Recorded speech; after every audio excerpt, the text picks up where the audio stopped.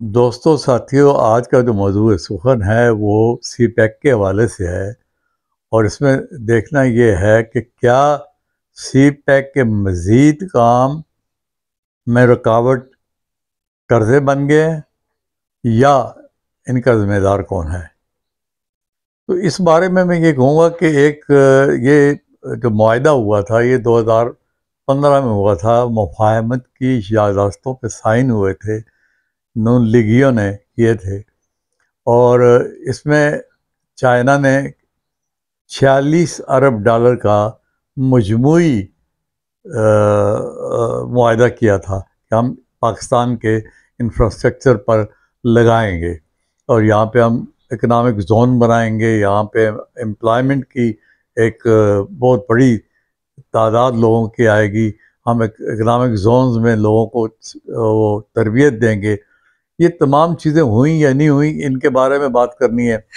दूसरी बात यह है कि क्या सरमायाकारी करनी है या कर्जे लेने हैं, ये भी जो है बिल्कुल पता नहीं है। ये सरकार ने हमें नहीं बताया। इस पे कमर जावेद बाजवा ने उस ज़माने में, बल्कि 2017 में ये कहा कि इस पे खुल के बात करें। तो हमने कहा खुल के बात क्या करें, हमें यही पता नहीं है कि ये सरमायाकारी है, और अगर सरमायाकारी है तो क्या पार्टनरशिप में है, और सरमायाकारी पे कितना मुनाफा लेके जाएंगे वो। और अगर ये कर्जे हैं तो कहते हैं हमने अपने बैंकों से लिए हैं, और जब उन्होंने बैंकों से लेके हमें दिए हैं तो वो सूद उनको भी देंगे और हमसे भी लेंगे। ये तो बड़े महंगे हो जाएंगे। ये तो ऐसे महंगे होंगे कि हम सारी ज़िंदगी पहले आईपीपी के कर्ज़ों में फंसे हुए हैं, गर्दिशी कर्ज़ों में। वो तो हमें बताया, वो एक नालायक 1994 में हम कर चुके हैं मुआहदा। अब ये मुआहदा उससे भी ज़्यादा भारी भरकम पड़ रहा है हम लोगों को, और ये इसीलिए मज़ीद काम करने में रुकावट बन गया है। खुद आईएमएफ ये कह रहा है, खुद आईएमएफ ये कह रहा है कि इस वक्त मौजूदा सूरत हाल में आप हमसे ट्रांश मांग रहे हो 1.2 बिलियन की, और हमारा कर्जा 7.8 बिलियन डॉलर का ऑलरेडी आप पे है। आप वो 30 अरब डॉलर के कर्जे जो हैं उनकी वापसी चाइना मांग रहा है, वो दे नहीं पा रहे आप। उनका सूद इतना हाई है कि हमसे कई गुना उनका सूद हाई है।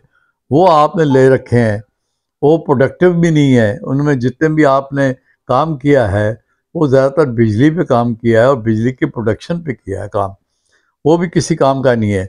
फिर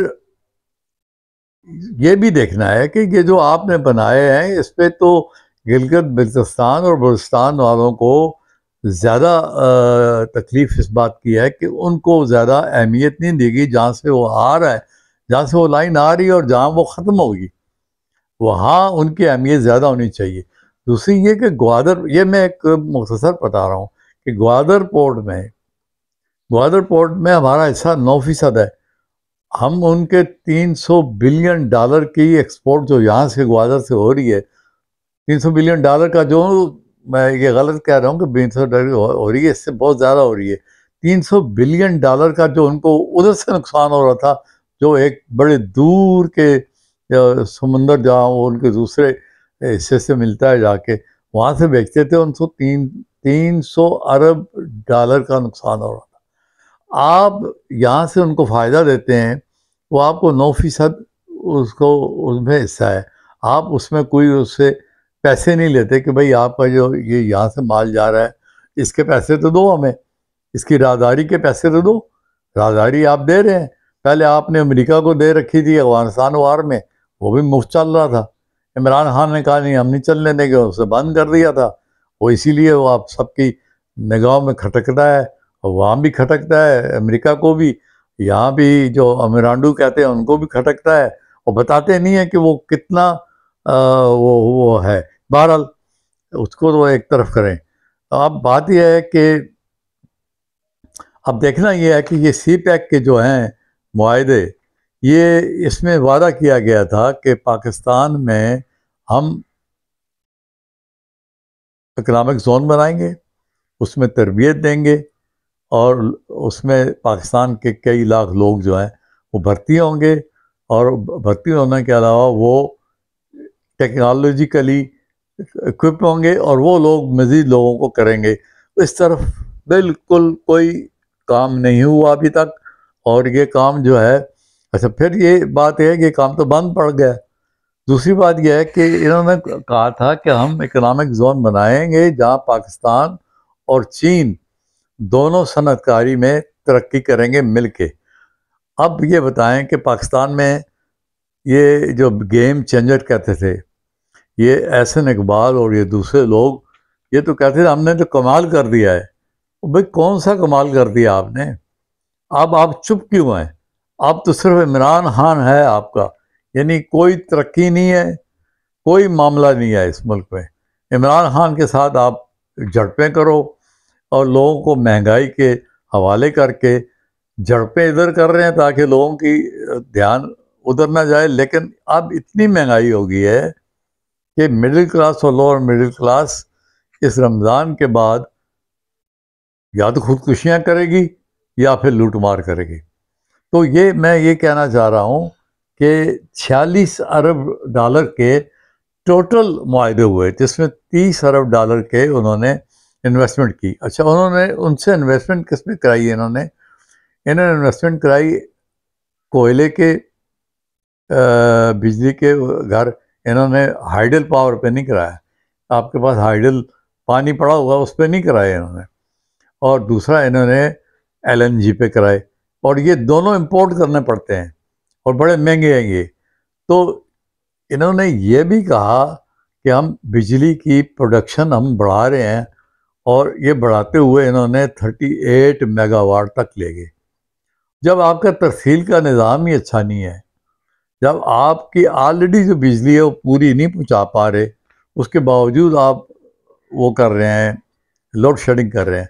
इसके अलावा ये मसला ये है कि आपका डॉलर जो है वो आपकी नालायकियों की वजह से, कि एक तो आप यहाँ से कौन सी सिक्योरिटी थी, कौन लोग थे, पकड़े ना उनको। दहशतगर्द तो आप इमरान खान को कह रहे हैं, उनको पकड़े जिन्होंने यहाँ से डॉलर और गंदम दोनों यहाँ पे से स्मगलिंग की अफगानिस्तान में।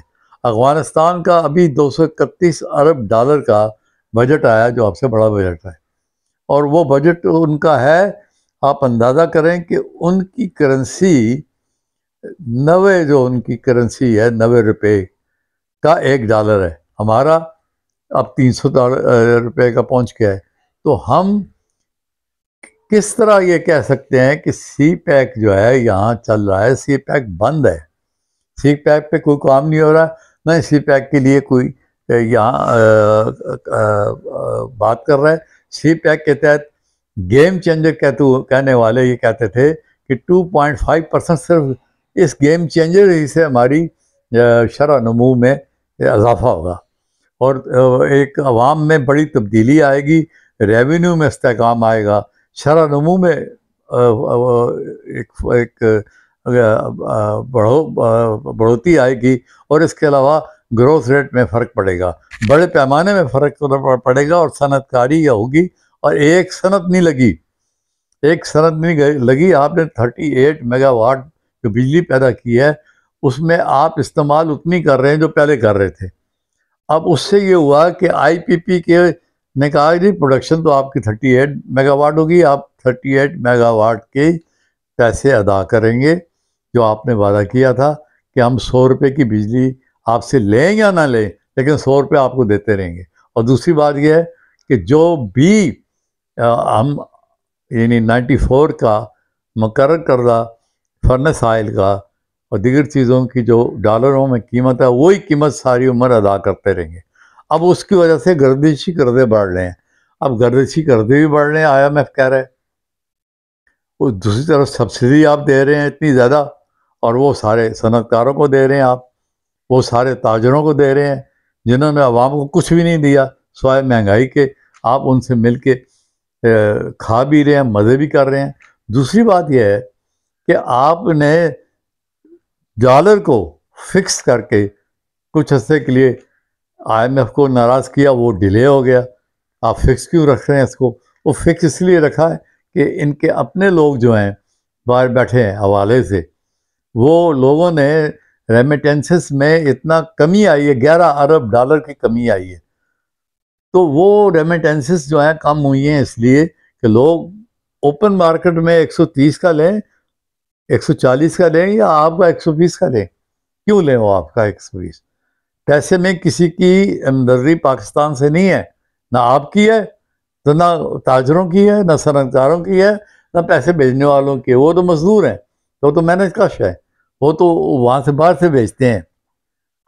फिर आपने एक बात ये की थी कि उसमें पुख्ता इज़हार किया था आपने कि पाकिस्तान जो है वो एंटी पावर्टी मॉडल जो है, एंटी पावर्टी मॉडल जो चाइना का है, वो हम उस पर अमल करेंगे और उस पर अमल करके गुर्बत का खात्मा करेंगे। अब गुर्बत का खात्मा तो हुआ नहीं, गरीब का खात्मा होगा। ये प्रोजेक्ट जिस पे आप नाज करते थे, नून लीगिया नाज करते थे, कहाँ है? कोई खुदा के लिए कोई जवाब तो दे कि इस 30 अरब डॉलर का जो अब तक उन्होंने इन्वेस्टमेंट की है, ये सरमायाकारी है, कर्जा है, कितने वापस करने हैं, क्या इसके ऊपर सूद है, ये हमें कोई पता नहीं है। और ये इतने ज़्यादा कर्जे हैं कि इसीलिए कह रहे हैं कि IMF कहता है हम कैसे आपको दें। वो आपसे बात नहीं कर रहे, पहले इनको तो आप फारग करें। तो इनको फारग करने के लिए पैसा कहाँ से लाएंगे? इनको फारग करने के लिए आपके पास पैसे नहीं है। तो बिजली के जो प्रोजेक्ट हैं वो आपने कोयले के और उसके जो LNG के बनाए हैं वो सारे इंपोर्ट करने पड़ रहे हैं आपको। उससे एनवायरनमेंट का प्रॉब्लम जो साहिवाल में हो रहा है वो सारा ईट अप कर रहेगा, वो खा जाएगा। आप जो थोड़ी बहुत तरक्की कर रहे हैं वो सारा काला हो जाएगा, वो स्याह हो जाएगा, लोगों को दमे की बीमारियां हो जाएगी। ये आपने किस किस्म की सी पैक किया है? और ये सी पैक जो है, चीन बार बार इस बात का तकाजा कर रहा है कि बिजली की पैदावार जो है वो आप इस तरफ ना जाएं और तकसीम और तफसील पे जोर दें। इस तरह IPP के कर्जे बढ़ जाएंगे। मुलाजमीन तो दूर की बात, अब डॉक्टर पाशा ये कह रहे हैं कि जितनी फैक्ट्रियां बंद हो रही हैं इस बिजली की महंगाई की वजह से, डॉलर की महंगाई की वजह से और टोटल महंगाई की वजह से, जितनी भी महंगाई बढ़ रही है और जो कुछ भी हो रहा है, इस साल के दौरान ही 60 लाख मज़दूर बेरोज़गार हो जाएंगे क्योंकि फैक्ट्रियां बंद हो रही हैं। 50% तो आपकी फैक्ट्रियां वो बंद हो रही हैं टेक्सटाइल की, और इसके अलावा भी फैक्ट्रियां बंद हो रही हैं। उनकी डिटेल अलग से मैं किसी दूसरे प्रोग्राम में बताऊंगा। अब बात यह है कि बहुत से इस वजह से सी पैक के जो हैं प्रोजेक्ट अधूरे रह गए हैं। अधूरे रहने की वजह से उसकी वजह गलत मनसूबाबंदी पाकिस्तान की है। उन्होंने जैसे चाइना को कहा, चाइना ने वैसे कर दिया, क्योंकि चाइना की जो प्राइवेट फैक्ट्रियाँ, प्राइवेट जो इदारे हैं, बैंक हैं या उनकी कंपनियां हैं, वो खुद बड़ी करप्ट हैं। तो इसलिए आपने सबसे बड़ी जो नालायकी इसमें की है वो की है कि कमर्शियल बुनियादों पे आपने उनके साथ कर्जे लिए हैं, और कमर्शियल बुनियादों पे बड़ा हाई सूद लेना पड़ेगा। यही बात IMF आपसे पूछता है, यही बात पूछता है कि जब उनके कर्जे आप नहीं दे रहे, हम मजीद कर्जे देंगे तो आप सारे उधर लगा देंगे, तो इधर क्या काम करेंगे? सब्सिडी सारी मालदारों को दी जा रही है। तो IMF जो कह रहा है कि हमारा तो सिर्फ 126 डॉलर का कर्जा है, उसमें आपने अब तक कोई हमें उसमें पेशरफ नहीं हुई, क्योंकि आपने उनके चीन के पैसे नहीं दे रहे आप। हमारा तो कर्जा इस वक्त जो देना है आपने 126 तो है कुल कर्जे, हमारा जो देना है 3.8 अरब डॉलर है। उसके कर्जे उसका सूद इतना थोड़ा है, वो नहीं दे पा रहे, तो बाकी आप कैसे करेंगे? इसको रीशेड्यूल करने का आपने चाइना को कहा, चाइना नहीं माना। चाइना के पास गए, चाइना ने कहा कि नहीं, हम आपको तोहफा दे देते हैं, 1.5 अरब डॉलर और ले लें और उसी में से आप अगली किस्त दे दें। अब ऐसी सूरत में सी पैक जो गेम चेंजर है एहसन इकबाल का, वो तो कहीं ख़त्म हो गया। और ये बीमार मैशत जो हमारी आप सामने आ गई है, इनके कर्जे कैसे वापस होंगे? और वो इतने महंगे कर्जे, फिर उसके बाद गर्दिशी कर्जे, ये खिलवाड़ जो खेला जा रहा है पाकिस्तान की आवाम के साथ, ये भूखे नंगों के साथ, ये मज़ीद जो आगे चल के एक मुसीबत बन रहा है, और इस वक्त मुसीबत बना हुआ है, तो ये ऐसी बंद गली में हमको ले आया है जहाँ से निकला नामुमकिन है। मैं हैरान हूँ कि आप लगे हुए हैं मार धाड़ में, आप लगे हुए हैं वो जाली मुकदमों में। आप ये जो मुकदमा है तोशा खाने का, ये तो सारे इसमें नंगे हो गए हैं। तो इसका मुकदमा एक पे नहीं, सब पे होना चाहिए। या तो ये कानूनी जिन्होंने बनाया है इसको कलादम करा दें आप, इसकी कोई नई सूरत पैदा करें, और इसके पैसे जो हैं वो कौमी ख़जाने में जाने चाहिए, ताकि आप कुछ ना कुछ करें। अच्छा, फिर ऑस्टेरिटी प्रोग्राम जो बनाया आपने कि जी हम ये भी कम कर देंगे, गाड़ियाँ आ रही हैं मुसलसल और वो बड़े लोग चला रहे हैं, ब्यूरोक्रेसी के 4-4 कनाल के घर हैं, तो फिर कैसे सी पैक चलेगा, कैसे उनके कर्जे वापस होंगे?